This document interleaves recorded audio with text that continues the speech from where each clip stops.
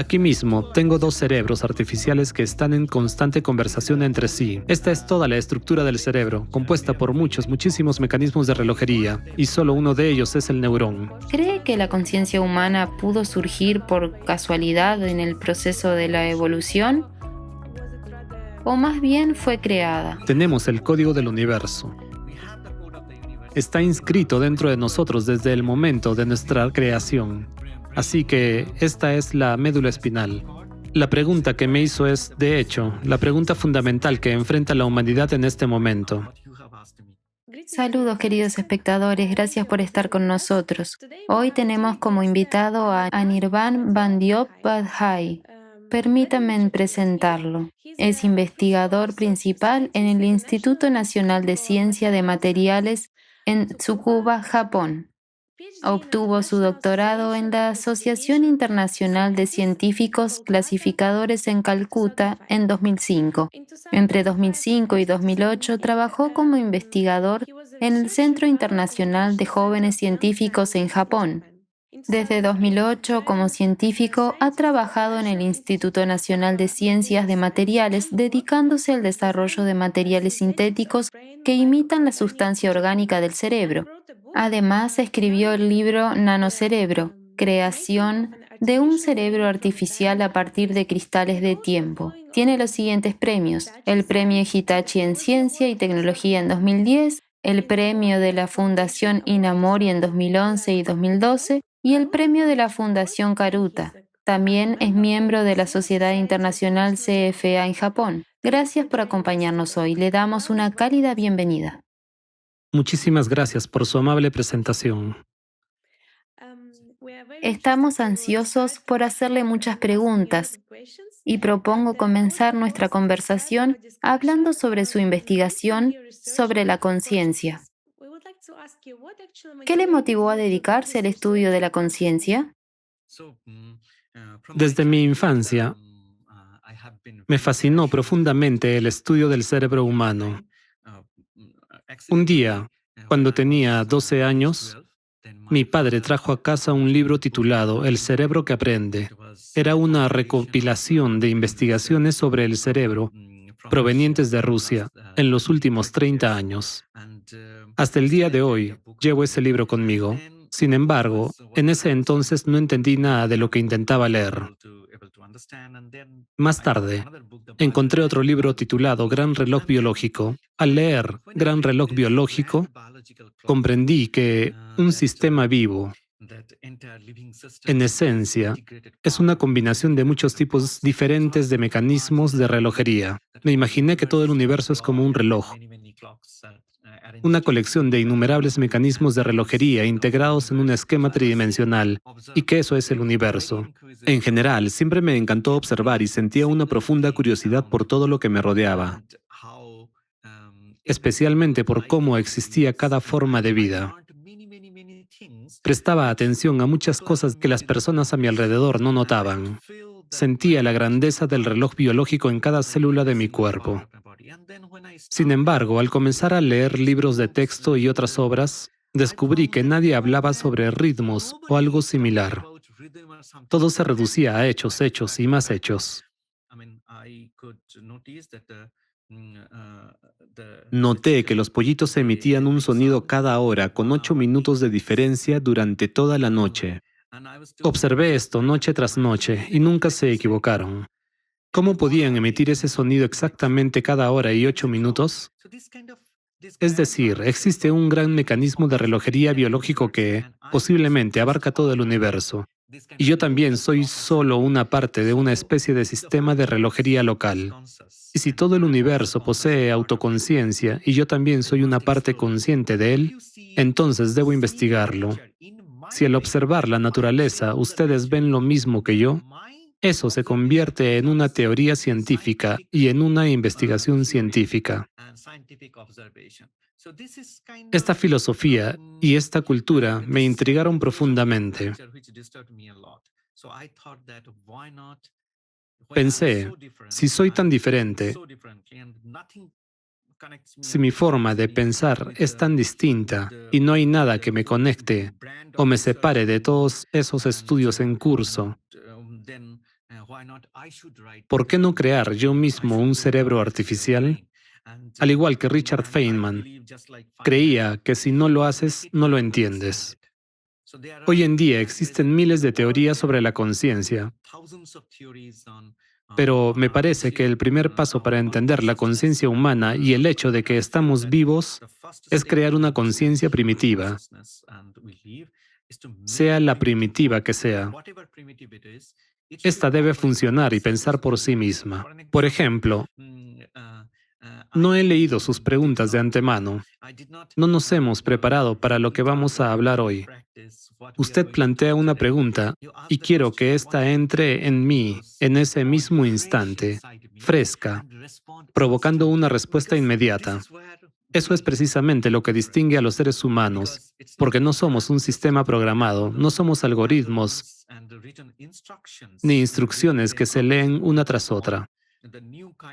Un nuevo sistema educativo que revolucionará este planeta solo surgirá cuando comprendamos qué es la verdadera conciencia.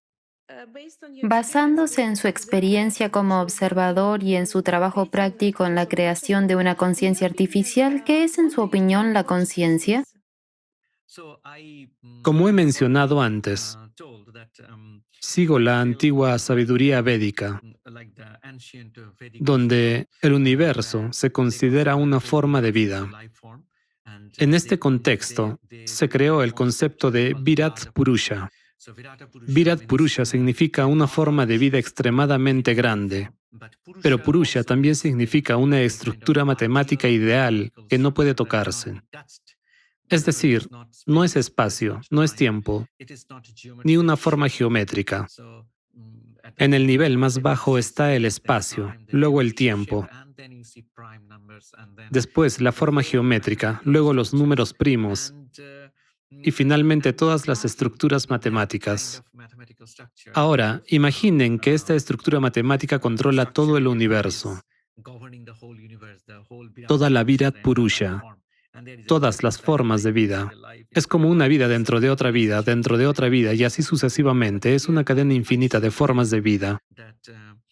Aquí debo señalar en qué difiero de otros conceptos sobre el mundo. Lo reconozcamos o no, la máquina de Turing, en esencia, regula todo en nuestra sociedad. Todo lo que vemos, ya sean máquinas, naves espaciales o cualquier sistema artificial, son sistemas lineales.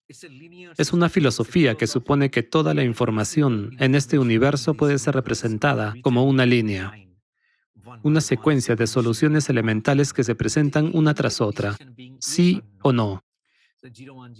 Es decir, con ceros y unos, en una cinta se puede escribir cualquier cosa. Sin embargo, creo que la verdadera presentación de la naturaleza no es así. No es secuencial, no es uno después de otro. Es algo que está dentro y por encima, dentro y por encima. Es decir, profundizas cada vez más hacia el interior. Esto es completamente perpendicular al concepto actual del mundo. En resumen, considero que la conciencia es una gran forma de vida, dentro de la cual hay una forma más pequeña, luego otra aún más pequeña y así sucesivamente. Cuando un ser vivo es capaz de comprender que tiene una forma de vida dentro y otra forma de vida por encima, y que forma parte de una red, entonces ese ser se vuelve consciente. Es decir, si usted es consciente y yo también, eso significa que existe un conjunto universal de códigos, una estructura matemática, un código que hemos descubierto con diferentes grados de probabilidad en distintas estructuras matemáticas.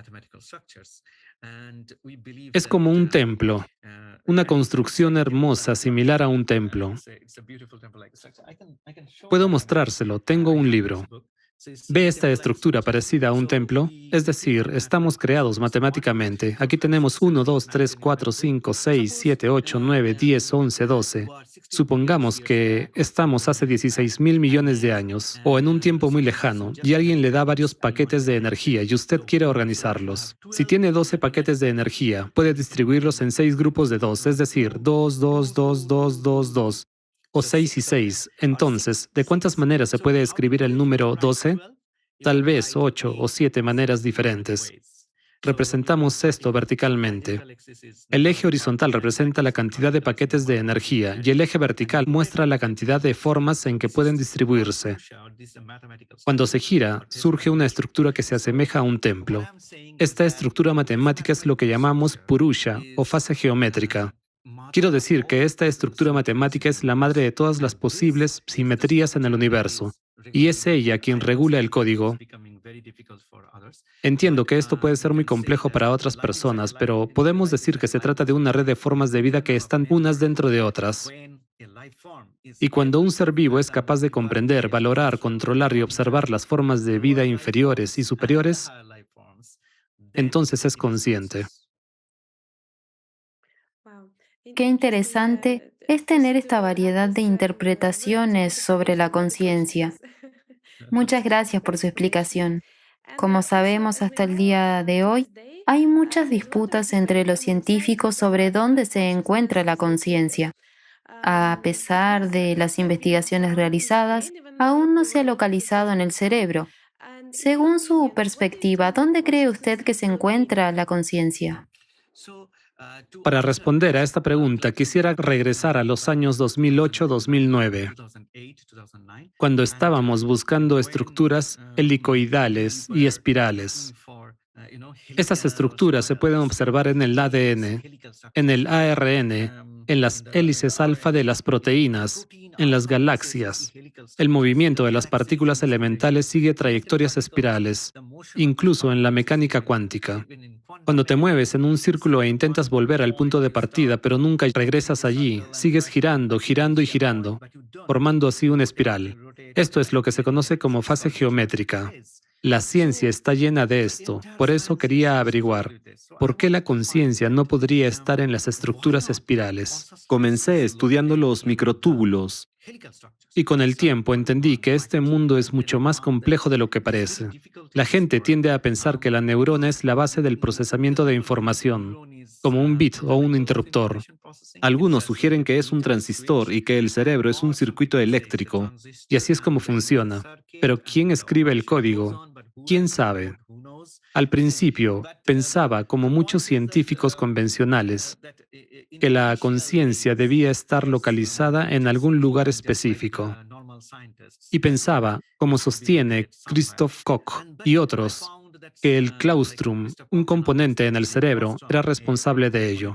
Otros sugieren que la conciencia debe ser una estructura matemática, pero no explican cómo sería esa estructura matemática. Por eso les he mostrado el libro. Después de todo, Nuestro problema es que solemos decir cosas como el universo es un holograma, memoria holográfica o conciencia holográfica, pero no explicamos quién crea ese holograma. Si es un holograma, debe proyectarse desde algún lugar. sin embargo, no importa cuánto intentes definir ese lugar, nunca lo lograrás.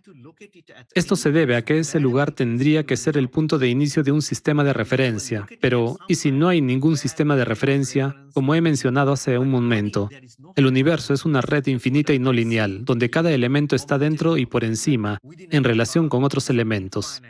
Entonces, ¿dónde está la conciencia? No está en ningún lugar, pero está en todas partes. En 2014 publicamos un trabajo en el que propusimos una cadena resonante. ¿Y qué ocurrió? Me gustaría contarles la historia de cómo llegamos a esta idea en particular, que la conciencia no está en ningún lugar, pero está en todas partes. Comenzamos midiendo la frecuencia de la proteína tubulina, de los microtúbulos y de las neuronas.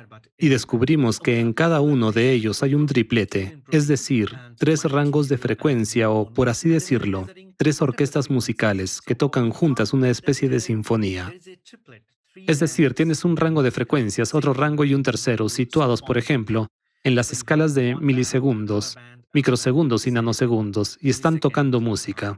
Cuando adentras en esos 3 rangos de frecuencia, encuentras otras 3 orquestas. Luego, al adentrarse en cada uno de esos rangos, descubres otros 12 tipos de músicas diferentes. Así, en total, 108 frecuencias distintas están tocando una sinfonía en los nanoconductores en espiral de los microtúbulos dentro de las neuronas. ¿Y qué debo hacer? Aceptar. como muchos otros, que la neurona es la unidad fundamental de procesamiento de información en el cerebro y que ésta genera nuestra conciencia? No, no puedo aceptar eso, porque cuando comenzamos nuestra investigación, en lugar de usar un microscopio para estudiar las redes neuronales Y pensar que estas redes son la fuente de la conciencia, dije, no, no necesitamos un microscopio. Y desarrollamos un tipo diferente de dispositivo que nos permitió observar cómo se ve una red neuronal utilizando ondas de radio, microondas y visión térmica. Lo que descubrimos y publicamos en el Journal of Neuroscience fue que en diferentes intervalos de tiempo, una misma red neuronal del cerebro puede parecer completamente distinta. Por ejemplo, mientras hablo con usted, la frecuencia de mi conciencia podría ser, digamos, de 50 milisegundos. Sin embargo, cada milisegundo, mi neurona emite una señal, tic, tic, tic, tic. Pero se puede encontrar que durante un solo tic de la neurona, los microtúbulos vibran en un intervalo de microsegundos, tic, tic, tic, tic, tic, tic, tic, una vez cada microsegundo. Y para que estos microtúbulos funcionen, las proteínas tubulinas dentro de ellos vibran con una frecuencia de nanosegundos, tic, tic, tic, tic, tic. Pero para que esa proteína vibre, algo dentro de ella debe oscilar, quizá a una frecuencia de picosegundos, es decir, 1000 veces más rápido, tic, tic, tic, tic, tic, tic, tic. ¿Y dónde termina esto? ¿En el átomo o incluso más allá de él? ¿En algo más pequeño que los átomos? No lo sé. Es una cadena de tripletes de frecuencias triples, en un esquema de dentro y por encima. Una red infinita de mecanismos de relojería. Toda esta cadena vibra sincronizándose con una cadena mayor, y así en todo el universo. Pero recuerden, esto es dentro y por encima. No piensen que se parece a una cuerda convencional, como un cable o un alambre. No, no. Es dentro y por encima. Por lo tanto, la conciencia está en esta cadena, en esta construcción matemática.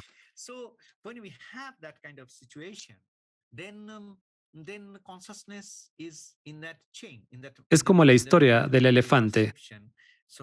En los Upanishads se cuenta la historia de unos ciegos que examinan un elefante y lo perciben de diferentes maneras. Uno toca la pierna, otro la oreja, otro la trompa y así sucesivamente. Creo que lo que realmente importa es la percepción conjunta, no la individual. Debemos considerar la comprensión de todos en conjunto. Y algo que va más allá, lo que está fuera de nuestras concepciones, más allá de nuestras limitaciones, más allá de lo que podemos ver dentro de nuestra dimensión. Es una dimensión completamente distinta. Todas las personas lo perciben de forma bidimensional, como si estuviera en la segunda dimensión. Pero el elefante está en la tercera dimensión, por lo tanto, para observar la conciencia debemos avanzar hacia dimensiones superiores, cada vez más arriba. Creo que he explicado parcialmente la idea de la conciencia. Y podría decir más, pero no quiero extenderme. Prefiero limitarme a dos comprensiones clave. Una de ellas es que en esta cadena de frecuencias resonantes, vibraciones o arquitecturas de relojes está presente un principio de dimensión superior. No es la superficie de una pierna, es el elefante en su totalidad.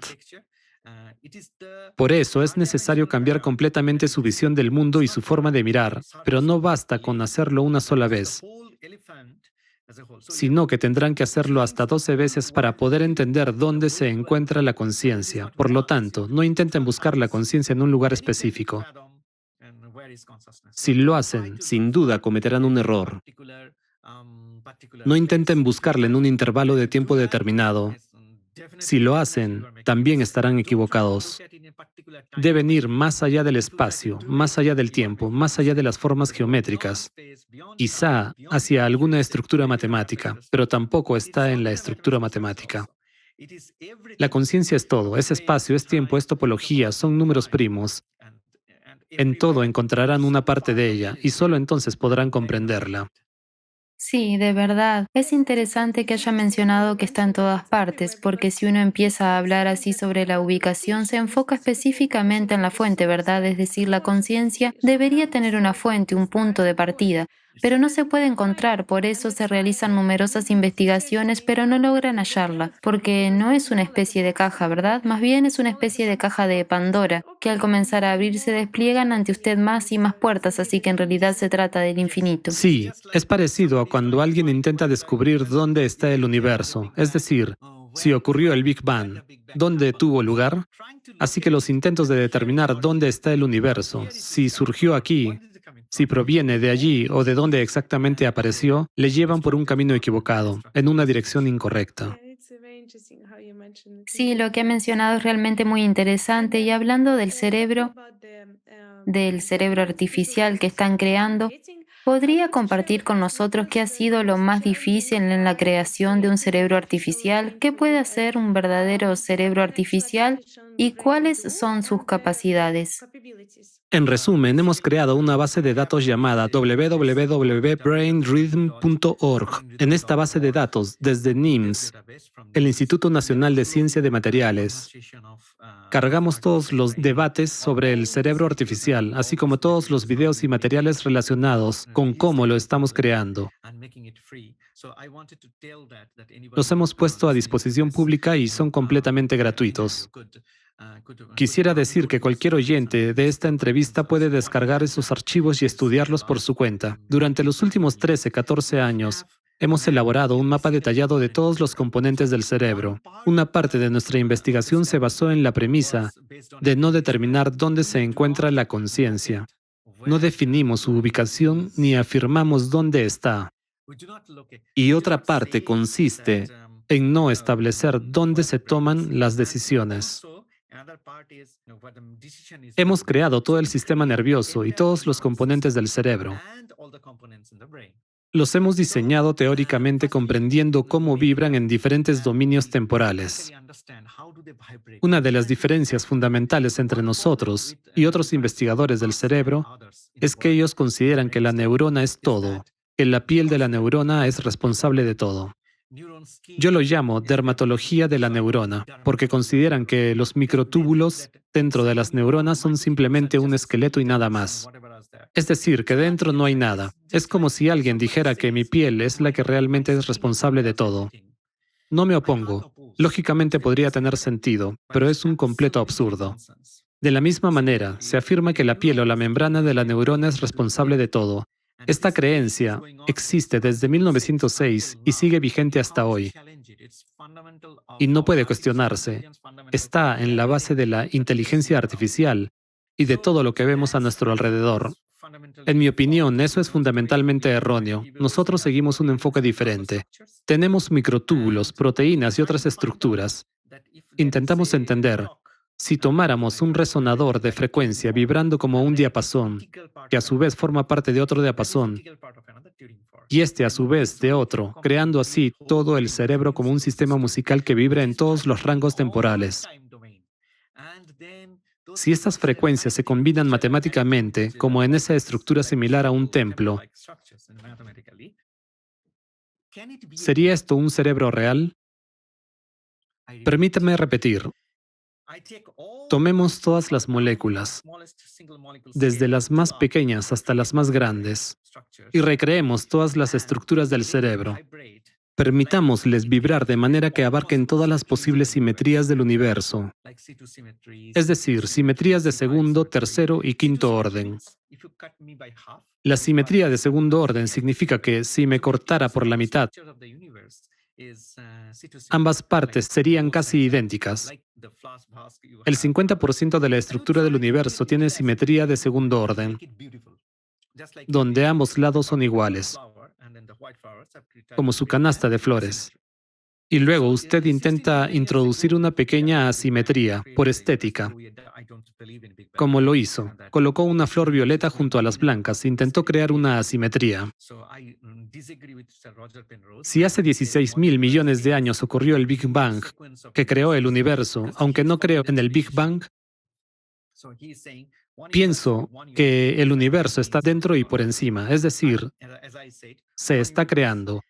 Por eso no estoy de acuerdo con Roger Penrose cuando dice que existe una secuencia lineal de universos. Él se guía por la máquina de Turing y plantea que un universo termina, luego comienza otro, después otro y así sucesivamente. Sin embargo, como he mencionado antes, hay un universo y dentro de él hay otro, compuesto por otros universos, y al dirigirnos hacia su interior encontramos otro universo más, es decir, es un concepto ortogonal. Entonces, si se crean moléculas orgánicas, es decir, la primera fase consiste en comprender cómo modelar el cerebro humano, hacerlo accesible de forma gratuita y crear una base de datos para todo el mundo. Si tiene una impresora 3D y las moléculas necesarias, les damos todo sin costo. Adelante, háganlo. Después, prueben si este modelo trasciende el espacio-tiempo, la topología y los números primos. Y si se convierte en algo consciente. Y si lo logra, ¿cuál sería el resultado? Se comportará de una manera muy distinta a los sistemas convencionales, porque al fin y al cabo necesitamos al menos alguna evidencia de que, Aunque no le proporcionemos instrucciones ni algoritmos, sigue siendo inteligente, es activo y capaz de aprender intensamente. Esa es la esencia de la inteligencia artificial. En mi computadora puedo codificar 1 billón de instrucciones para miles de millones de situaciones, y tendrán que admitir que es inteligente, porque pase lo que pase, piense usted en lo que piense, como un juego de ajedrez o muchas otras cosas, siempre le superará. Nunca cometerá errores. Es decir, esta es la premisa básica de la inteligencia artificial, que habrá muchísimas instrucciones, un número enorme. Aprenderá, verificará, volverá a verificar, ajustará y encontrará patrones. Sea como sea, en la segunda etapa continuamos creando estructuras moleculares del cerebro hasta llegar a una escala milimétrica. Comenzamos cultivando estructuras de fibras neuronales a partir de 47 tipos diferentes de moléculas. A partir de estas fibras empezamos a construirlo. Como estamos en el laboratorio, creo que puedo mostrarle el cerebro, toda la estructura cerebral, cómo se ve cuando vibra. Ahora voy a tomar la computadora. ¿Me ve bien? Perfecto. Lo tomaré con cuidado para evitar cualquier problema. De fondo puede ver mi laboratorio. Aquí lo tiene. Este es el conectoma. Y aquí está la médula espinal. Voy a girarlo un poco. Este es el cerebro completo. Y esto es la médula espinal. ¿Lo ve?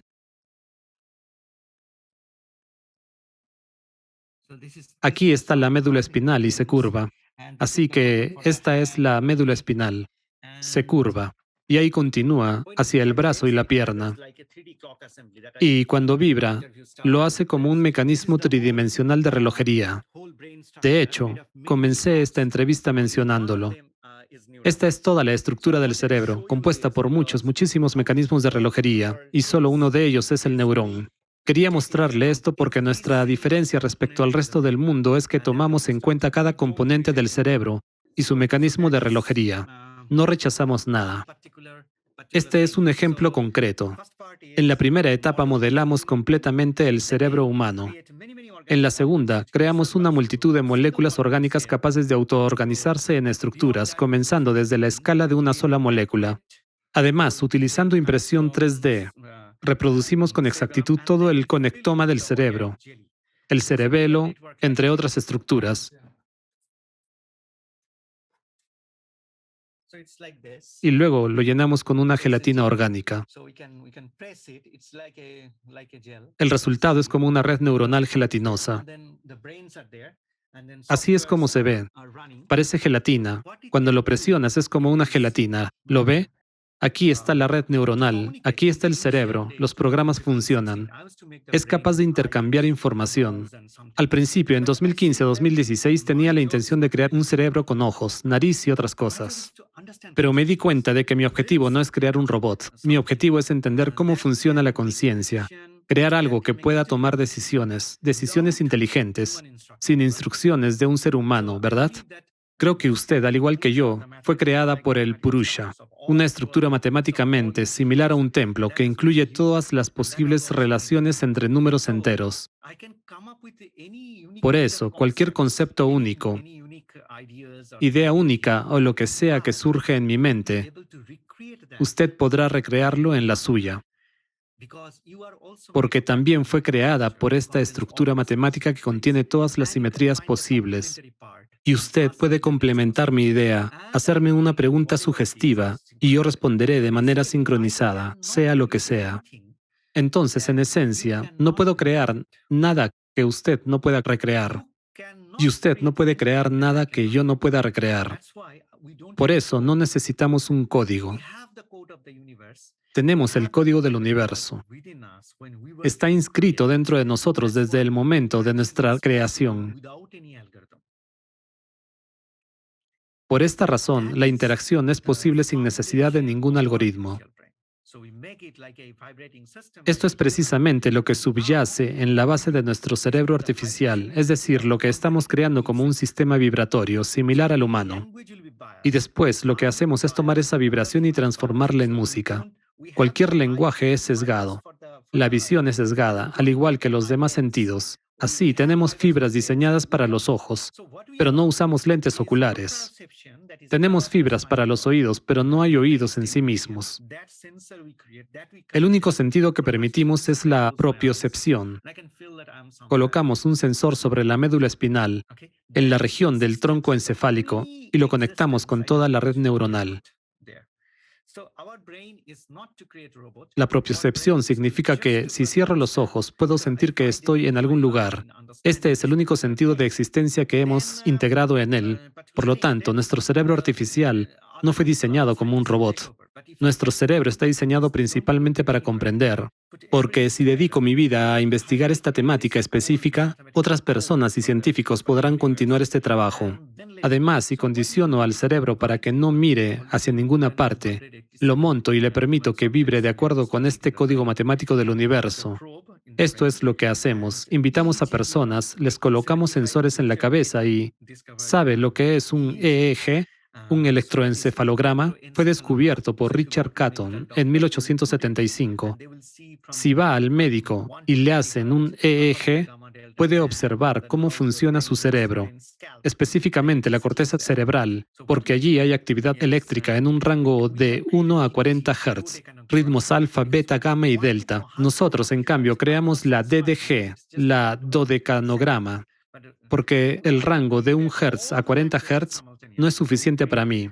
Eso representa solo 0,1 segundos, y yo necesito observar todas las áreas temporales simultáneamente. Diseñamos algo parecido a una antena y la colocamos en la cabeza de las personas. Y dado que estamos lidiando con radiación electromagnética, tuvimos que usar papel de aluminio para cubrir las cavidades y otras cosas. Llamamos a este dispositivo dodecanógrafo y con él podemos observar no solo segundos, como en un electroencefalograma, sino también milisegundos, microsegundos, nanosegundos y picosegundos, todas las áreas temporales. Así, medimos en tiempo real los procesos mentales que ocurren en el cerebro humano en 287 participantes. Los sincronizamos y registramos la actividad de los cerebros de distintas personas. En un momento, en el Instituto Indio de Gestión Ranchi, llevamos a cabo un proyecto financiado por el gobierno de la India para identificar estructuras fractales en el procesamiento de información en el cerebro. Estoy profundamente agradecido al gobierno de la India por financiar todo este proyecto. Durante nuestras investigaciones descubrimos que podemos observar la conciencia en vivo utilizando el dodecanógrafo en diferentes áreas temporales. Si usted dice que la conciencia está en esta área temporal específica, no. Está en esa otra. Tampoco. Al observar todas las áreas temporales, descubrimos que hay una estructura inmutable que está presente en todas ellas. Entonces, conectamos este dodecanógrafo tanto a nuestro cerebro artificial como al cerebro humano. Luego transformamos las señales provenientes del cerebro artificial en música, porque, como sabrá, las distorsiones siempre son peligrosas. En el año 5000 a.C., Maharshi Kapila, un monje védico indio, dijo que si deseas comprender la conciencia, debes crear el verdadero lenguaje de la naturaleza.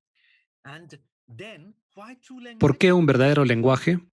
Porque cuando pronuncias una letra específica, Debe generar en el cerebro tal vibración, tal ritmo. en sánscrito llamado Shura Chandam, que produzca la sensación exacta de esa cosa en particular. ¿Entiende? Eso fue un enorme desafío para los hindúes y luego, durante los siguientes 14 o 15 siglos, desarrollaron 47 letras y llamaron a ese lenguaje sánscrito. Y ese lenguaje está en constante transformación. Cada letra tiene un significado. Por ejemplo, descubrieron que al pronunciar cha, se genera un movimiento, como si notaras un movimiento que activa una región específica del cerebro. Por eso decidieron que el sonido cha representaría movimiento. Por ejemplo, ka significa cielo y ra significa continuo. Identificaron 47 sensaciones de este tipo. El sánscrito no ha tenido un diccionario fijo durante los últimos 7.000, 8.000 años. En cualquier momento usted puede crear una nueva palabra, solo necesita conocer las 47 letras y algunas reglas de composición. En fin, Maharshi Kapila dijo esto, y lo que ocurrió. Así que si quiero decir pájaro, es algo que se mueve continuamente en el cielo. Movimiento es cha, ka, cha, ra. Cuando lo pronuncio, el aire pasa por aquí, luego por aquí y después por aquí. Así sé cómo crear una palabra. Maharshi Kapila afirmaba que para comprender la conciencia es necesario un lenguaje específico. Lo que quería decir es que al hablar de un objeto, cualquier cosa, por ejemplo, T-E-L-E-F-O-N-O, esto te aleja muchísimo de la conciencia. Sé que esta es una afirmación muy audaz, pero trate de entenderlo. Por ejemplo, paracaídas, P-A-R-A-C-A-I-D-A-S, esa palabra genera la sensación de un paracaídas, paracaídas. Y todo esto no tiene nada que ver. Entonces, ¿por qué no regresar a los fundamentos y explorar el sonido? Aquí se genera un triplete y 12 diferentes rangos de frecuencias. Estoy bien familiarizado con este lenguaje porque lo he estudiado. Crecí con el sánscrito. Sé que debemos transformar este lenguaje constantemente y los hindúes realmente lo están transformando. En cuanto a la pronunciación, por eso dejaron de escribirlo y prohibieron escribirlo. Porque si se escribe surge un problema. Las personas lo memorizarán y tratarán de repetirlo. Por eso, durante miles de años, esto fue una tradición oral, un conocimiento. Esto se debe a que la forma en que pronuncias y creas un vórtice de vibraciones sonoras es crucial para generar conciencia y para comprender la conciencia de otra persona. Así que lo recordé y cuando intenté observarlo a través del dodecanógrafo, lo convertí en sonido o música, cualesquiera que fuesen las composiciones de frecuencia que generaba el cerebro artificial. Luego, al escuchar esa música, comenzaban a surgir pensamientos en mi mente. Pronunciando esos pensamientos en voz alta, creaba mi propia música o canción. Y de este modo surgía un diálogo. Invité a muchas personas, incluidos músicos famosos y otros artistas, y vi cómo lloraban porque ese diálogo comenzaba a generar una música que solo ellos podían comprender y que resonaba en su corazón. Así que cierro los ojos porque mi cerebro artificial no los tiene. En la habitación no hay olores ni otras sensaciones que puedan distraer, por lo que no hay distorsiones. La luz es tenue, nadie habla, hay silencio absoluto. La persona solo escucha y luego comienza a cantar lo que siente y cómo lo siente. No es necesario ser un cantante profesional. Actualmente estamos creando una base de datos de diálogos musicales entre persona y cerebro artificial. Aquí mismo tengo dos cerebros artificiales que están en constante conversación entre sí. Estamos monitoreando sus vibraciones y toda base de datos en tiempo real. No quiero convertir esto, sabe, en un cerebro robótico o algo parecido. Primero necesitamos comprenderlo, porque la humanidad tiene un largo camino por recorrer. No hay necesidad de apresurarse. Si se le da a la humanidad un remedio demasiado rápido, causará inflamación. Porque cuando se trata una enfermedad en el cuerpo humano de forma muy rápida, aparecen efectos secundarios, una reacción, inflamación. Eliminar la enfermedad lentamente, siguiendo un ritmo biológico adecuado, es lo correcto. Incluso para la humanidad, creo que cuando hacemos algo demasiado rápido, de manera precipitada, sin importar lo que se diga en el mundo, realmente no me gusta en absoluto. Por eso hay tanta desarmonía y cosas similares. Todos están corriendo, apresurándose. Creo que dedicaré toda mi vida a lo siguiente. En las múltiples áreas temporales existe una estructura geométrica y necesitamos mirar más allá de ella. Si la herramienta para hacerlo, nuestra base de datos, estará de acceso libre, entonces solo tendrán que observar y ver que hay algo ahí, algo que no está escrito algorítmicamente. ¿Y quién evaluará si eso es la conciencia? Un ser humano. No un grupo de profesores escribiendo artículos revisados por pares para revistas. No, usted vendrá, hablará con ella, conversará y cantará, y dejará que ella también cante. Y luego dirá si encontró algo agradable en ello. Sí, sí, es muy interesante. Es realmente increíble, como dice usted, interactuar con el cerebro y diría que puede llegar a ser algo muy emocional. Cierras los ojos y comienzas a sentir de verdad Sí, los sonidos, las vibraciones, su significado. Y sí, estoy de acuerdo en que si se comienza a registrar todo esto, realmente perdería su esencia. Hay que sentirlo con el corazón, el alma y la mente, no simplemente anotarlo, porque al hacerlo se genera más distorsión debido a que cada uno de nosotros pronuncia los sonidos de manera diferente al leer, en lugar de apoyarse en la fuente principal de información donde suena de manera correcta. sí, el silencio es lo mejor, pero una canción es aún mejor cuando proviene del corazón. Es decir, cuando una canción está hecha para que la gente baile, es algo distinto. Pero cuando una canción surge de sus sentimientos más profundos y poderosos, no necesita crear una melodía hermosa. Ya tiene un ritmo que la naturaleza le ha dado. No necesita ser un cantante. El problema está en que intentamos cantar como un cantante profesional, como cantan otras personas. Solo canta a usted mismo. No, no alguna canción, no alguna melodía, sino su propia melodía. Si pueden hacer eso, entonces pueden expresar sus sentimientos de una manera tan hermosa como su propia voz. Sí, eso confirma la idea de que siempre que una mujer como madre canta a su hijo no lo hace correctamente, según las reglas, sino que canta desde el alma, con todas las emociones y con el amor que expresa hacia su hijo para calmarlo. Para el niño, la madre es todo su mundo. Y tiene mucha razón al decir que los cantantes cantan siguiendo ciertas reglas, las enseñanzas de las escuelas de canto, Sí, y una formación que también es muy sesgada, basada en opiniones y estructuras. es como un niño pequeño. Se puede notar que cuando los niños pequeños dibujan, sus dibujos son tan hermosos, pero después cuando van a la escuela y les empiezan a enseñar, su habilidad para dibujar, su creatividad, todo eso desaparece. Sí, qué conversación tan maravillosa estamos teniendo. Es fantástico trazar diferentes paralelismos. Usted mencionó la interacción entre el cerebro artificial y la conciencia humana. ¿Cuál es, en su opinión, la diferencia entre un cerebro artificial y la conciencia humana? En esencia, lo que he estado haciendo desde el principio, y no lo he mencionado, es intentar responder una pregunta muy importante. ¿Qué es la mente, la conciencia, la capacidad cognitiva? La pregunta que me hizo es, de hecho, la pregunta fundamental que enfrenta la humanidad en este momento. Por eso quisiera tomar unos minutos para explicar algo. Como he mencionado antes, existe la simetría de segundo orden. Si divide un objeto por la mitad, obtiene dos partes iguales. Luego está la simetría de tercer orden, tres partes iguales. Y después viene la simetría de quinto orden. Pero el 50%, o dividir 100 en dos partes iguales, es la simetría de segundo orden. El 50% de las estructuras que existían hace 16.000 millones de años tenían esta simetría de segundo orden. E incluso dentro de 16.000 millones de años, cuando la humanidad ya no exista, ya sea que se transforme en una especie completamente diferente o desaparezca por completo, en cualquier momento futuro, en cualquier lugar del universo al que vaya, no importa. El 50% de las estructuras seguirán obedeciendo a la simetría de segundo orden. El 50% de las decisiones estarán basadas en una simetría especular, verdad y mentira, algo así.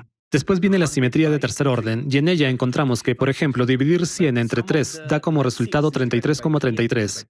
Sin embargo, algunos números, como el 6, son divisibles tanto por 3 como por 2, es decir, un total del 16%. Esto significa que el 16% de las estructuras siguen la simetría de tercer orden, como por ejemplo, su flor con 3 pétalos. Esa es una simetría de tercer orden. ¿Y cuántas de estas estructuras existen? Hace 16.000 millones de años, el 16% de todas las estructuras en este universo seguían la simetría de tercer orden. Y dentro de 16.000 millones de años, en un nuevo universo que se cree, encontrarán nuevamente que el 16% de las estructuras seguirán esta misma simetría de tercer orden. Para las simetrías de quinto orden, el porcentaje es de 8%, así que si sumamos 50 más 16, obtenemos 66,66 más 8 es igual a 74. Después, 74 más alrededor de 7,77 es 80. Y si continuamos sumando las simetrías de segundo, tercer, quinto, séptimo, undécimo, décimo, tercer orden, todas las simetrías de los números primos, que son clave, porque el lenguaje de Dios está escrito en números primos. En esto yo creo incondicionalmente, porque los números primos crean los enteros, y los enteros generan todo lo demás. Por eso siempre vuelvo a este código particular. El punto es que existen todos estos tipos de simetrías, y cuando creamos este cerebro artificial utilizamos 15 números primos hasta el 47. ¿Por qué? Porque tenemos el área de Brodmann, una región de la corteza cerebral que es responsable de las capacidades cognitivas y donde surgen los pensamientos humanos. Si sumamos las 15 simetrías de los números primos, podemos abarcar el 86% de todas las posibles vibraciones del universo. Por eso creemos que es posible modelar el 86% de todas las vibraciones posibles en el universo.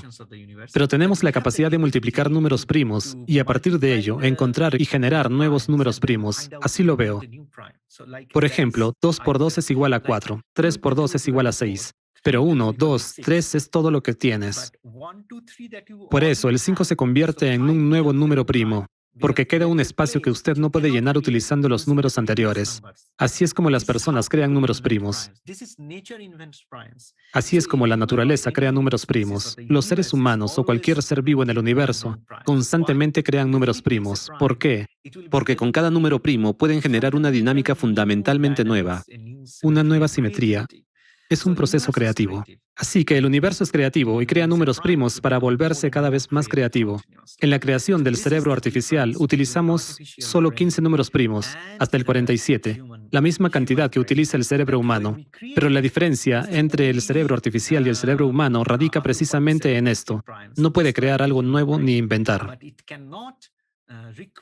No podremos implementar esa capacidad en nuestro cerebro artificial. Y sé que no podré completar esta investigación en el transcurso de mi vida. Por eso decidí dejarlo así. Esa es precisamente la diferencia. El cerebro artificial no puede, pero yo sí puedo descubrir algo nuevo. Y, al menos en teoría, puedo seguir añadiendo cosas constantemente. Mi computadora seguirá siendo la misma, pero yo puedo intentar inventar un tipo completamente nuevo de dinámica. Nuestro cerebro artificial es simplemente una estructura matemática diseñada para procesar información y responder de una cierta manera. Por eso, no puede generar nuevos números primos, ni una nueva dinámica, ni nuevos pensamientos. De acuerdo, es realmente interesante, muchas gracias. De hecho, ya ha respondido parcialmente a mi segunda pregunta sobre los números primos y por qué los utiliza en su proyecto, pero ya lo ha explicado. ¿Hay algo más que le gustaría añadir? Sí, sobre esto me gustaría decir algo porque la gente necesita saberlo. Se dice por todas partes que los hindúes inventaron el cero y el sistema numérico 1, 2, 3, 4, 5, 6, 7, 8, 9. Pero ¿alguna vez se han preguntado, dado que hay tantas discusiones al respecto, por qué lo inventaron y cómo lo hicieron? ¿Cómo surgió el concepto del cero en mi conciencia o en la de alguien más? ¿Cuál fue el trasfondo cultural? Porque uno de los aspectos más importantes de un descubrimiento científico es entender la continuidad. ¿Qué trabajo previo se realizó?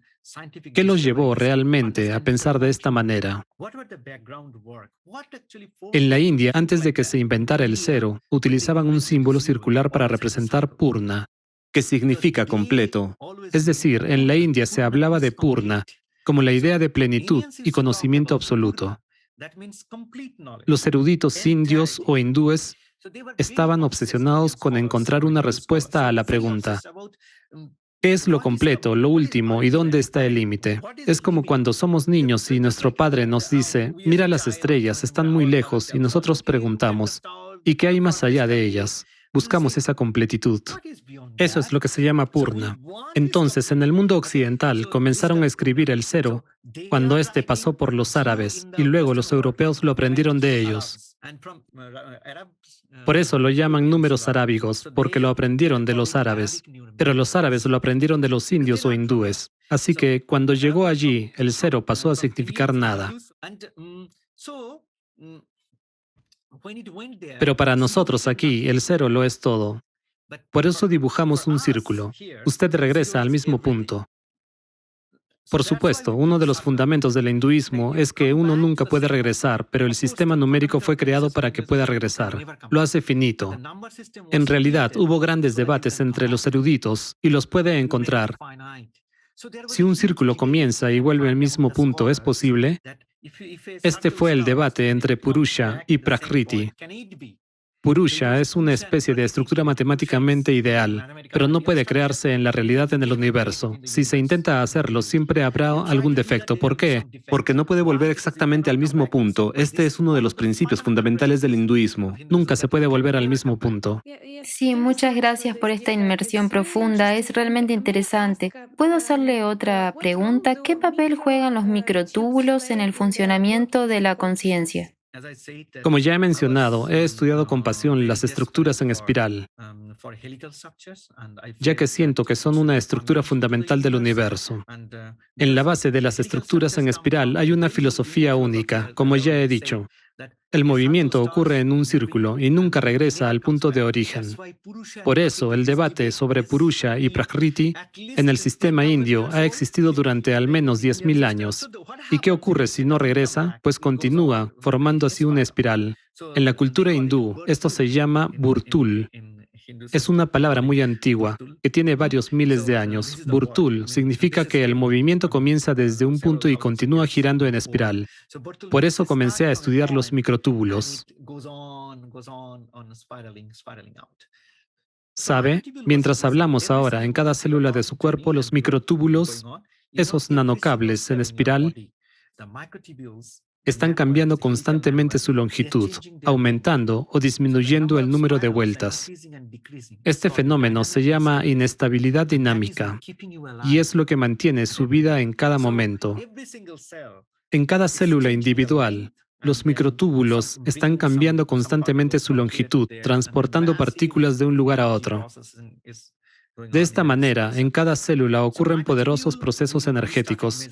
Comenzamos a medir los microtúbulos y descubrimos que, en intervalos de milisegundos, microsegundos y nanosegundos, se genera una hermosa arquitectura temporal dentro de ellas. Lo mismo sucede con las neuronas y con la tubulina dentro de los microtúbulos. Por supuesto, los microtúbulos desempeñan un papel importante, pero no son los únicos. Como he mencionado repetidamente, si intenta atribuir un valor absoluto a cualquier cosa, no funcionará, porque es necesario tener en cuenta la estructura temporal.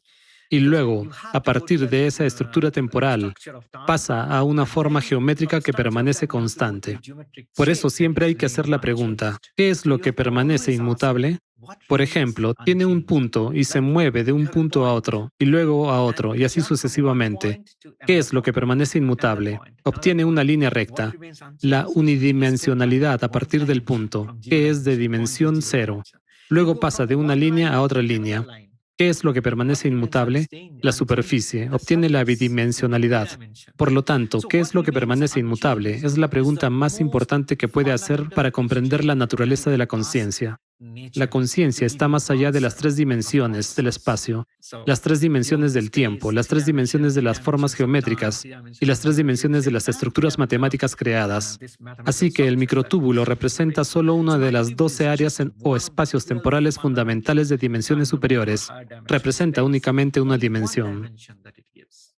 ¿Hay alguna particularidad o especificidad en una estructura espiritual? Porque al ser una espiral, ¿hay algo especial en ella o...? Hay un pensamiento particular que me ha acompañado desde que comencé a estudiar biología y física. consiste en que dentro del microtúbulo hay agua estructurada como un cristal periódico, ¿sabe? En nuestro cuerpo, el 77% está compuesto por agua y aproximadamente entre un 16 y 17% por grasa. Cuando el agua nos creó, dejó su clave, un orden cristalino dentro de los microtúbulos. Eso es lo que no deja de intrigarme.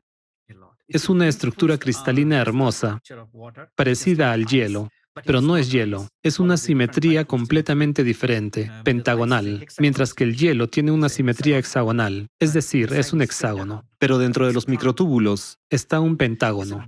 El 5 es un número primo. Las moléculas de agua dentro de los microtúbulos están organizadas en forma de espiral, formando una estructura muy bella y ordenada. Medimos su vibración y descubrimos que lo hace con una frecuencia de varios gigahercios, en el rango de las microondas. Es decir, estas oscilaciones ocurren en fracciones de nanosegundo, aproximadamente cada 200 picosegundos. Ahora quiero divagar un poco y hablar de los pensamientos que tenemos en la cabeza. ¿Cómo surgen? ¿Son producto del cerebro o vienen de fuera? Lo veo como simetrías, como la arquitectura de este templo. Es un modelo matemático perfecto que contiene todos los pensamientos posibles en el universo, los cuales usted puede cambiar de uno a otro. Se llama Purusha, digamos, la estructura matemática ideal. Pero la cuestión es que nadie es completo y todo el mundo está tratando de llenar diferentes partes de este templo. En todo el universo ocurre un proceso muy interesante de procesamiento de información, incluso en los niveles más simples y elementales. Hay un intercambio de información. Quiero decir que cada persona trata con su propia simetría de números primos dentro de la estructura matemática de Purusha, esforzándose por completarla. Y puede parecer que algún pensamiento surgió de la nada, pero en realidad vino de algún lugar. Hubo interacciones entre estas estructuras matemáticas, una persona, otra, una tercera, y esta interacción produjo un pensamiento. ¿Podría decir que es la actividad cerebral? ¿Es la actividad del cerebro la fuente de los pensamientos? No, indudablemente. Se trata de una continuidad matemática donde intervienen múltiples fuentes diferentes. Por eso no se puede localizar. Por supuesto, como resultado de esto, se excitan las neuronas, algo que todos conocemos. Sabemos y entendemos que gracias a la excitación neuronal se produce el proceso de pensamiento y muchas otras cosas que no podemos controlar. estamos diciendo que la excitación de las neuronas no es lo único que ocurre. Hay muchos otros tipos de excitación electromagnética en diversas áreas temporales, y todas ellas también tienen lugar. Pero hay algo más allá de todo esto, como el intercambio geométrico invariante y procesos similares que ocurren entre su cerebro, mi cerebro y otros elementos en este espacio. Sin embargo, ocurre esta interacción, por ejemplo, en un campo geométrico o en el campo de los números primos. No sucede ni dentro de usted ni dentro de mí, sino que sucede en un campo matemático. La interacción y el intercambio de información ocurren a un nivel y en una dimensión tales que no podemos afirmar que el intercambio real de pensamientos se realiza entre su cerebro y el mío a través de la visión. Y en ese caso, ¿podría decir que los pensamientos son como ondas que se propagan y entran en la cabeza y que podemos atraparlas? Por ejemplo, una persona decide reflexionar profundamente sobre algo, se sienta en silencio y comienza a pensar en una mariposa, pero de repente aparecen diferentes pensamientos como, oh, olvidé llamar a mi madre y luego "Oh, olvidé encender la lavadora", ¿sabe? Cosas así. Podemos decidir qué pensamiento queremos pensar, o tal vez los pensamientos son como olas que simplemente pasan sin tener una fuente específica. Desde la infancia nos han enseñado a pensar de una manera muy particular, a la que llamamos ciencia o ciencia tradicional. No nos enseñaron a pensar de manera radical, es decir, estamos programados. ¿Cuál fue el mayor desafío al crear un cerebro artificial? La mayor dificultad fue luchar contra mí mismo. contra los conocimientos tradicionales que me habían enseñado y luego reorganizar mi forma de pensar para basarme en los resultados de los experimentos o en las estructuras matemáticas emergentes. En relación con su pregunta sobre si el pensamiento es una onda, quisiera decir lo siguiente. Cuando le miro, sin duda noto cómo cambia su rostro, cómo suena su voz, percibo la imagen, el sonido como una onda mecánica en mis oídos. Todo esto es entrada de información y nadie lo niega. Supongamos que le digo algo y usted percibe cada palabra o cada frase por separado, fragmento por fragmento. En esto no hay información. La información siempre está más allá del espacio y el tiempo. Voy a dar un ejemplo. Alguien le pregunta, ¿qué está haciendo? Usted responde, nada, pero en el silencio hay una cierta arquitectura que contiene información y un proceso de pensamiento. Este es un método muy sencillo para comprender dónde reside la información, es decir, la información está en una forma geométrica que no tiene nada que ver con las palabras, pero es precisamente esa forma la que le da el entendimiento. Gracias. En una de sus entrevistas mencionó que un conjunto específico de vibraciones puede cambiar el color, la composición y la temperatura del entorno. Esto significa que podemos influir en la propia materia. ¿En qué consiste exactamente esta influencia? ¿Se utiliza alguna fuerza específica? Siempre estoy en desarrollo, especialmente con el tiempo, y con mis decisiones constantemente cambio el entorno. La materia cambia, todo cambia. Por eso, quiero decir que, en esencia, no se trata de una influencia energética sobrenatural, desconocida o misteriosa. No hay misterio en esto. Existen estructuras matemáticas y usted es una parte integral de ellas. Está conectado a ellas y simplemente intercambia información con ellas. Solo necesita cambiar algo ligeramente y verá cómo todo a su alrededor empieza a moverse. Por ejemplo, el yoga, cómo esta postura o esta puede cambiarle. Después de todo, existe todo un sistema nervioso y un sistema circulatorio. Usted simplemente los manipula de alguna manera, dándoles una forma geométrica diferente, que tiene consecuencias completamente distintas para su presente y futuro. Además, esto cambia su memoria sobre el pasado. Así que su pasado, presente y futuro, todo cambia a través de ciertos cambios geométricos. Muchas gracias.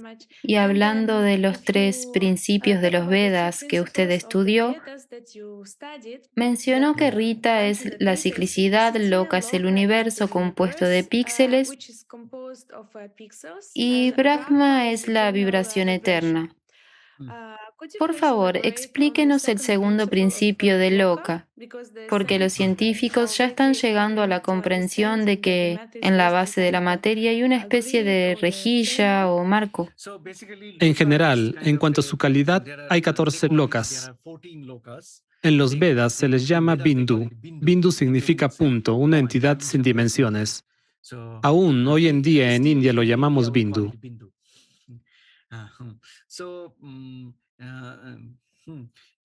Hindú, INDU, significa dentro. Y B es algo así como fuera de, es decir, fuera, dentro. Le da una sensación de ausencia de dimensiones. Comenzamos desde la ausencia de dimensiones, desde el punto Bindu, y luego nos dirigimos de un punto a otro. Esto es rekha, es decir, una línea. Si pasamos de un punto a otro, obtenemos una línea. Esto es una dimensión, es decir, esta es la primera loka. Luego, la superficie, al pasar a otra loka, aparece el volumen y está en la siguiente loka. Después viene el tiempo, otra loka.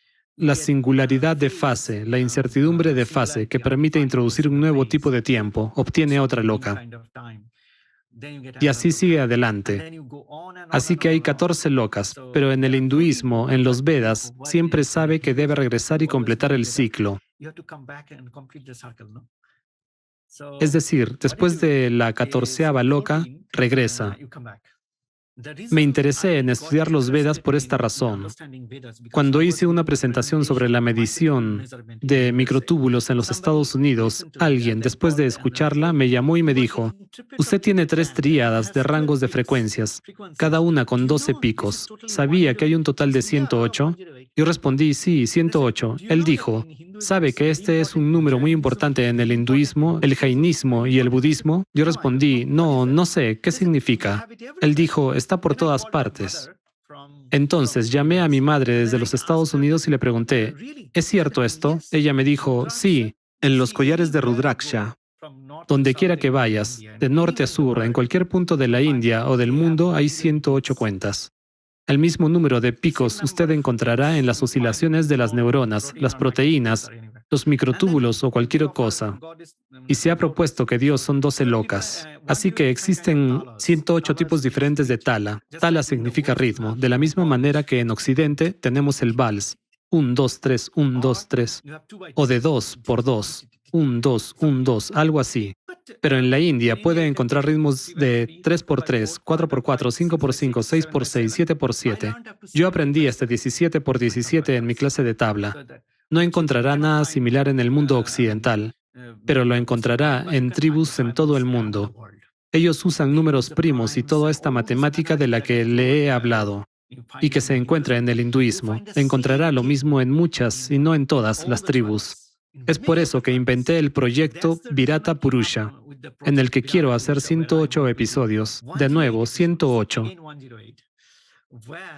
Es decir, habrá 12 lokas, y lo dividiré en 12 grupos de 9, 3 triadas. En cada temporada habrá 12 episodios, y en cada episodio mostraremos que las personas en todo el mundo son simplemente diferentes órganos de una misma forma de vida. Así, Loka es un concepto en el que se crean ritmos fundamentales, diferentes formas y simetrías de música y danza, comida y vestimenta. Esto se utiliza en todas partes, incluso en celebraciones. Genial. Es decir, realmente en la antigüedad las personas sabían y tenían esa información, ¿verdad? Pero de alguna manera fue escondida y preservada. Sí, la preservaron. Aún hoy se conserva en muchas partes del mundo. Sí, si recordamos los antiguos artefactos, la glándula pineal a menudo se representa en ellos. ¿Qué opinas sobre por qué se le da tanta importancia en las enseñanzas y culturas asiáticas? ¿Y qué papel juega? Por ejemplo, ¿por qué se dibuja un punto en el lugar de la glándula pineal? Sí, la glándula pineal siempre ha sido considerada muy sagrada, porque, como saben, necesitamos profundizar un poco en el electromagnetismo. Uno de los principales trabajos que realizamos en nuestro laboratorio fue medir las frecuencias de vibración de las proteínas. Luego, con las imágenes obtenidas mediante túneles cuánticos, vimos cómo las proteínas bailan. Nos parece que la música y la danza deberían ser inseparables. Y esto debe convertirse en un nuevo código vibracional para los biomateriales. La glándula pineal y otras glándulas reflejan la estructura del cuerpo y sus simetrías. Existe un concepto llamado resonador o cavidad resonante. Por ejemplo, un diapasón, si lo golpea, vibra. Eso se llama un resonador dieléctrico. Otro tipo de resonador es el cavitario, como un tambor, cuando toca el tambor. Creamos un modelo del cerebro humano basado en la fusión de un resonador cavitario y un resonador dieléctrico. Es decir, o bien se trata de un espacio vacío en el que el sonido puede reflejarse de un lado a otro, generando vibración, o bien la estructura física misma vibra. Otro tipo de resonador podría tener una forma tal que, si envía energía hacia él, el vórtice energético cambia de forma. Digamos que es un nuevo tipo de flauta, en la que el vórtice de energía que sale cambia de forma según un escenario complejo, dependiendo de la forma de la flauta. En una flauta, presiona diferentes agujeros y demás. Es algo simple. pero el instrumento es diferente. Pues bien, tales instrumentos componen el sistema biológico, y escribí un libro entero sobre cómo los sistemas biológicos crean música, cómo vibran y resuenan.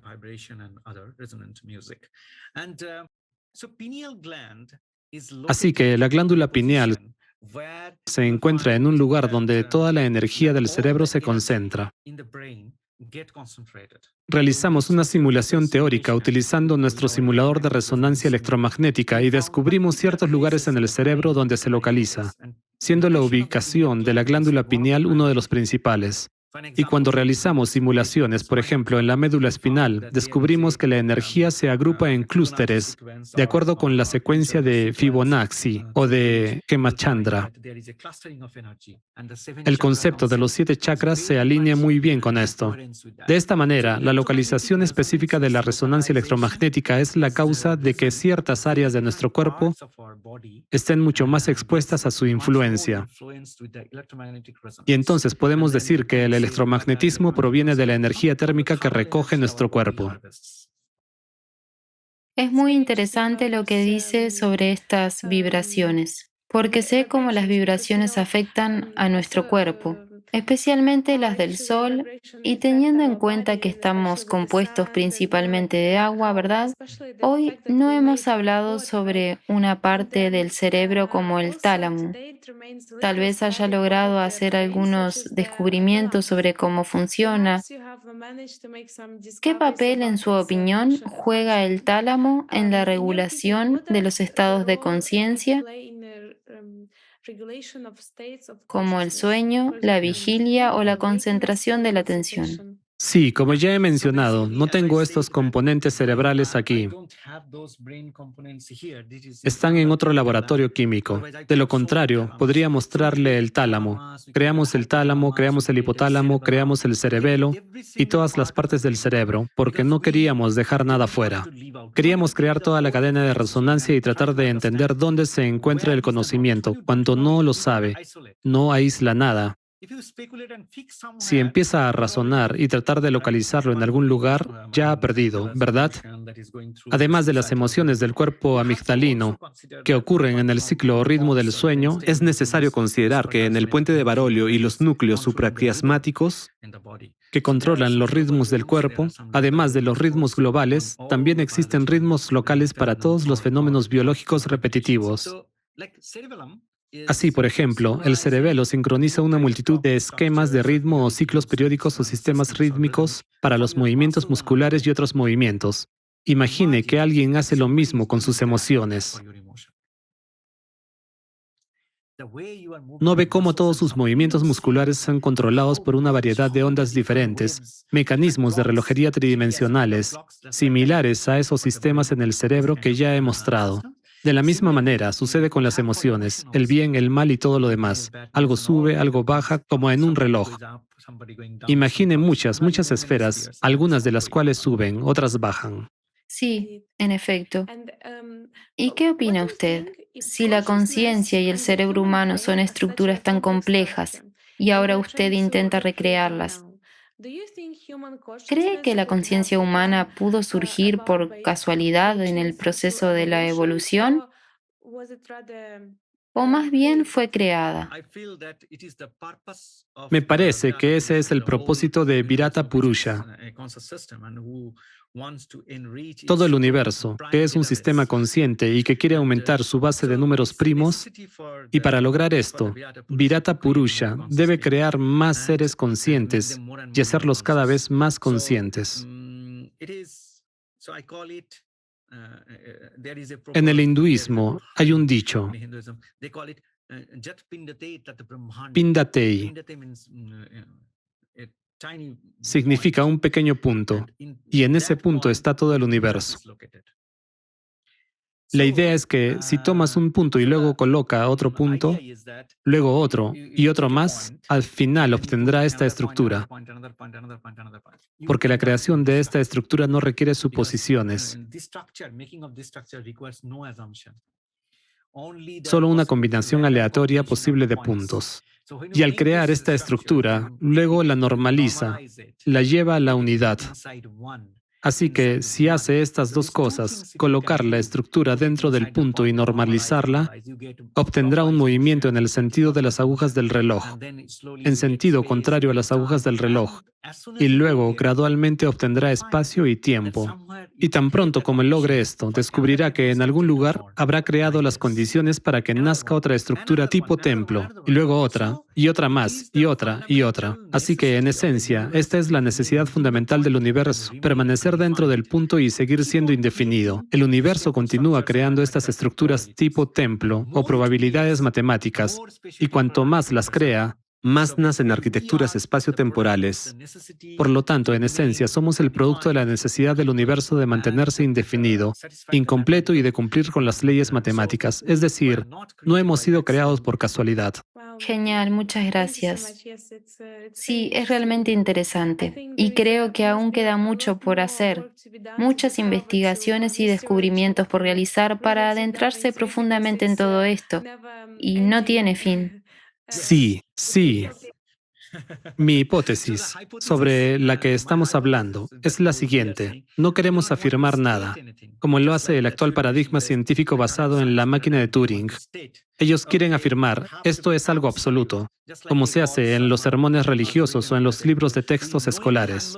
De manera consciente o inconsciente, constantemente estamos tratando de crear otra religión, y otra religión, y otra religión.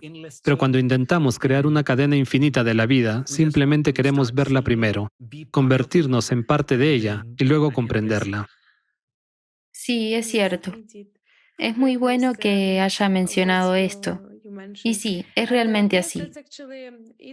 Hemos llegado al final de nuestra conversación y le agradezco mucho por su tiempo. También ha mencionado su proyecto en el que está trabajando actualmente. ¿Podría decir unas palabras al respecto? De acuerdo, en general, hemos hecho 5 inventos. En primer lugar, está el DDG, un dispositivo para medir los procesos de procesamiento de información que ocurren en el cerebro humano en diferentes intervalos de tiempo, en un intento de mostrar lo que está más allá del espacio-tiempo. Se llama DDG, dodecanógrafo. Otro instrumento que creamos es un cerebro artificial hecho de gel orgánico. Además, hemos creado una computadora cuántica, la llamamos computadora postcuántica. Es un intento de investigar si nuestra realidad común, que en su base es cuántica, puede existir en dimensiones superiores. Estamos llevando a cabo esta investigación. También hemos creado un nuevo lenguaje, el lenguaje de los relojes. Lo llamamos lenguaje musical geométrico. Lo hemos patentado. Y estamos desarrollando un nuevo tipo de criptografía o algo similar. Y por último, estamos creando un nuevo tipo de ciencia médica. En la medicina del siglo pasado, generalmente se utilizaban sustancias químicas, moléculas pequeñas introducidas en el organismo. Si alguna proteína, algún virus o alguna enfermedad genera un tipo específico de expresión proteica mucho más allá de lo normal, o si la expresión de una proteína es suprimida, entonces se introduce una molécula específica en el cuerpo para regular la expresión de estas proteínas. Y esta es la forma más avanzada de la ciencia médica que existe en la actualidad. Pero estamos desarrollando una especie de motores o máquinas moleculares que pueden reproducir la dinámica de la membrana celular y el sistema celular, y generar ritmos adicionales para influir en sus vibraciones. Hasta ahora hemos trabajado solo con células cancerígenas. Ahora hemos comenzado a trabajar con inflamación, y 5 o 6 laboratorios están involucrados en este trabajo.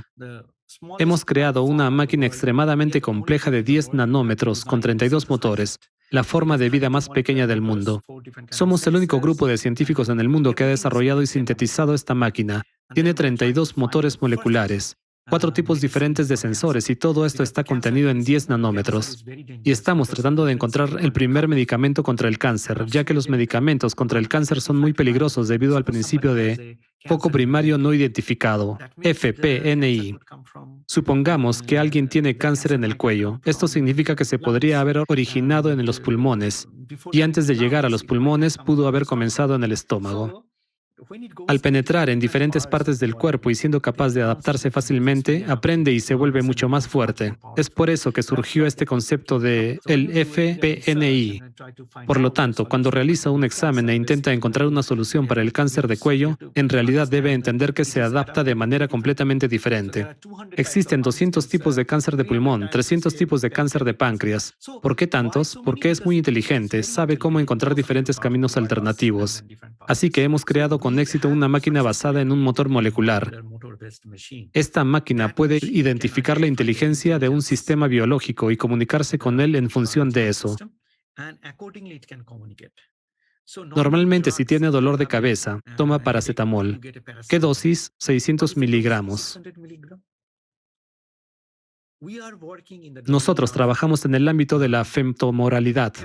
Esto significa que la concentración es 10 elevado a la potencia 12, menor en comparación con la homeopatía.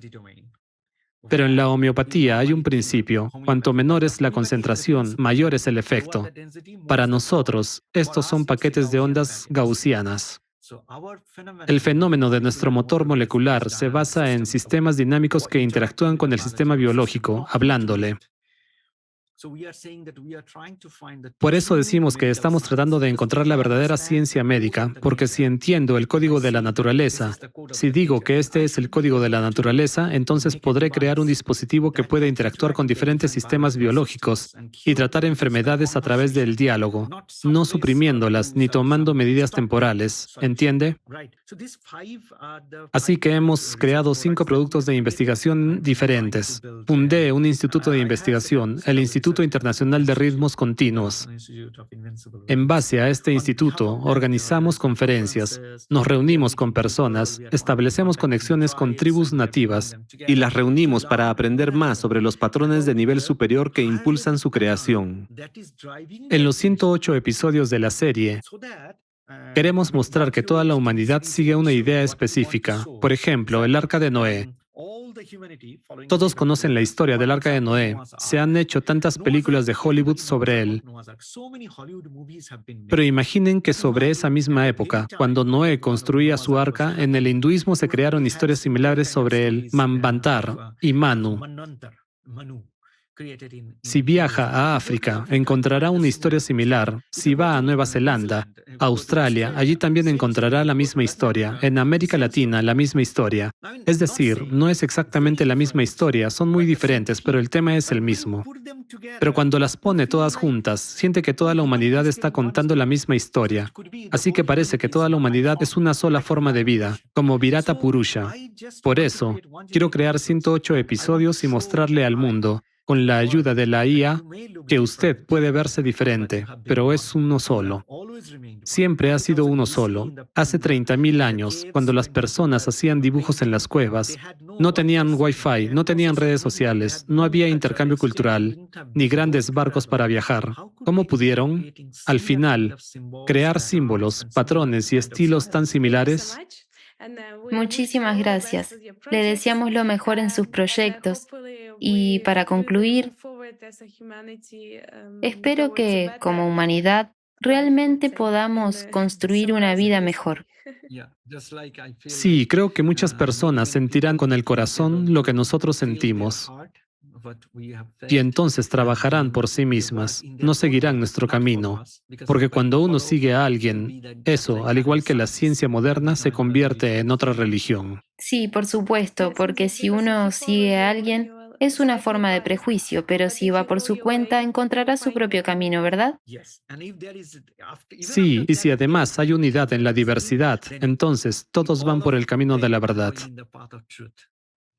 Sin duda.